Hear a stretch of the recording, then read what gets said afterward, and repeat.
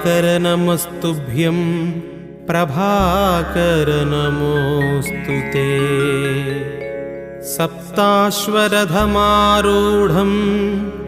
प्रचण्डं कश्यपात्मजं श्वेतपद्मधरं देवं तं सूर्यं प्रणमाम्यहम्।